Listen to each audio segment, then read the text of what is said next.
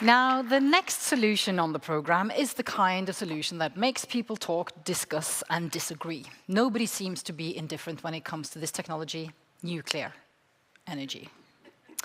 Emission-free, but not without risks, reliable, but expensive.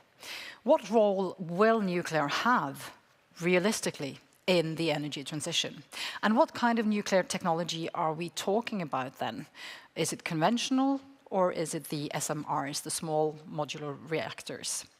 We're going to turn to the Finnish energy company Fortum for some answers from Laurent Leveugle, who is the vice president for new nuclear at Fortum. Finland is not at the moment a very big nuclear nation, although they do have some reactors running. Laurent Leveugle's native country, France, on the other hand, is a major nuclear nation and has been for more than 50 years. Rather fitting then that a Frenchman living in Finland is the one to give us some reflections on the pros and cons of nuclear energy. Laurent Leveugle, he joins us digitally today from Espoo, close to the Finnish capital, Helsinki. So good afternoon, Laurent. Are you ready to take it away? Thank you so much. Good afternoon, and sorry for not being in the room and creating technical issues. And really happy to get the chance to present the new nuclear initiative that we have at Fortum. And if I start directly, a little bit to confirm what has been said in the previous presentations, that electrification is happening and needs to happen to reach the climate goals. And we see the Nordics, you can see Norway as well in the map, that the demand should double by 2050. And this is in this respect that we are considering supporting our customers to electrify. Again, the electricity mix has been decarbonized, more or less, but now new challenge is to electrify existing industries, basically. One thing that is also important to reflect is that you can see on the left that the share of wind especially has increased, actually tripled last 10 years in the Nordics, creating, so very important to decarbonize the system, but also creating some kind of side effect with the volatility that you can see on the right. And Finland is actually the most volatile market in Europe this day, and we believe that building the new electricity system purely on renewables would only make it worse and basically wouldn't be sustainable, because volatility is not something that is very convenient for customers and the industry, also for them to invest in their own projects. That's in the spirit that we are looking at nuclear. We are an operator. We've been operating in Finland for almost 50 years, and we are co-owning different assets both in Finland and Sweden. We believe in nuclear because it provides some benefits to the system. Of course, CO2-free electricity at scale. Security of supply is something that has been more and more important, especially since 2022.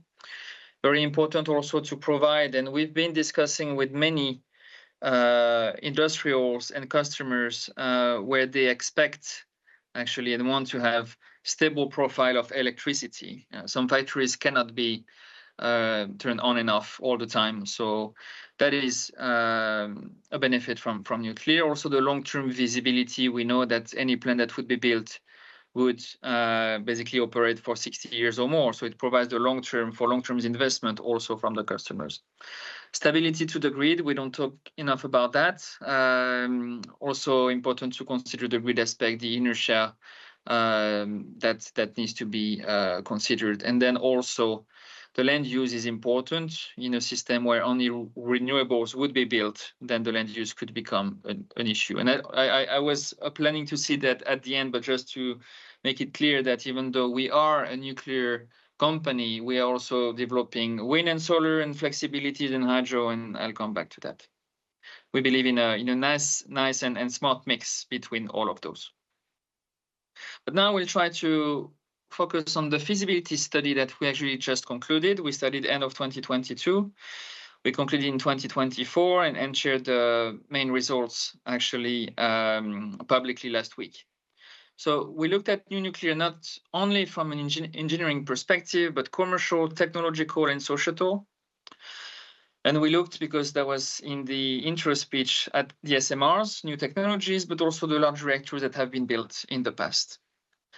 We really tried to reach out. We visited a lot of sites. We discussed with the people who've done it last 20 years to understand the lessons learned of what went wrong.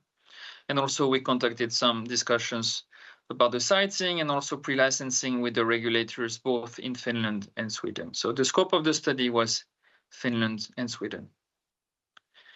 And if we go to the main conclusions, the first one is that the electricity market currently is not enabling new nuclear capacity.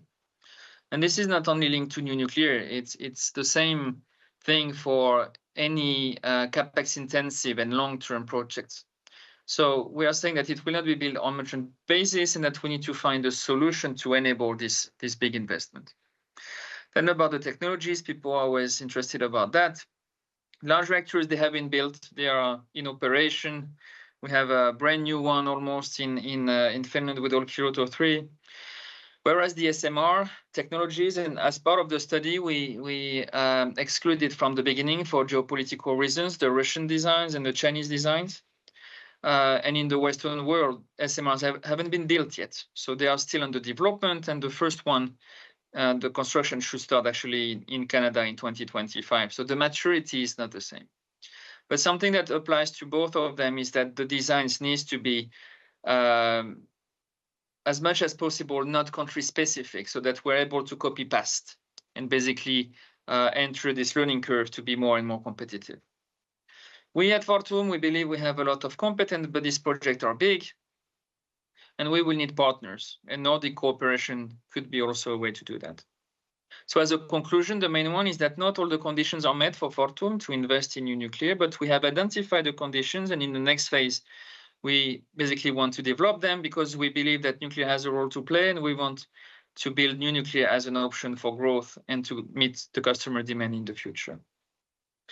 So I will now spend some time trying to explain these 4 axes, the 4 priorities that all need to be fulfilled. So if we start from the top co-investors who would lead the project, who would finance the project through the equity. And here we say that relying as much as possible on existing skills is, if not a must, a very nice to have. Then the customers, of course. It doesn't make sense to provide and supply more electricity if there's nobody to use it. So we need as much as possible to have long-term visibility, 20 years or more, of who we use the electricity in order to secure the income of a possible project.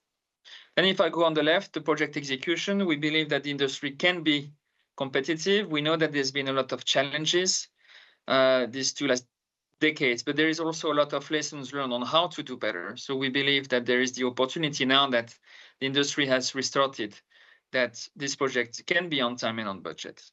And last but not least, the financing. Often I hear people saying that nuclear is too expensive, but actually it depends a lot on the conditions. And the rule of thumb is that if the interest rate or the cost of capital is 3% or 10%, then the production cost is actually doubling, meaning that the customers could benefit from a very stable and affordable electricity if there would be some kind of public-private partnerships, for example, through state loans or state guarantees for a loan, that would make it much more competitive in the future. And to conclude, just want to say again that we don't want to oppose, we don't like when people try to oppose the different forms of CO2-free electricity. We know that they have advantages, all of them, a different one. So we believe in a smart mix. We also know that the timeline is different. It takes time to build nuclear, but then they run for decades. So we're not trying to really build and propose to the customers the best mix that is needed for electrification in the future. Thank you.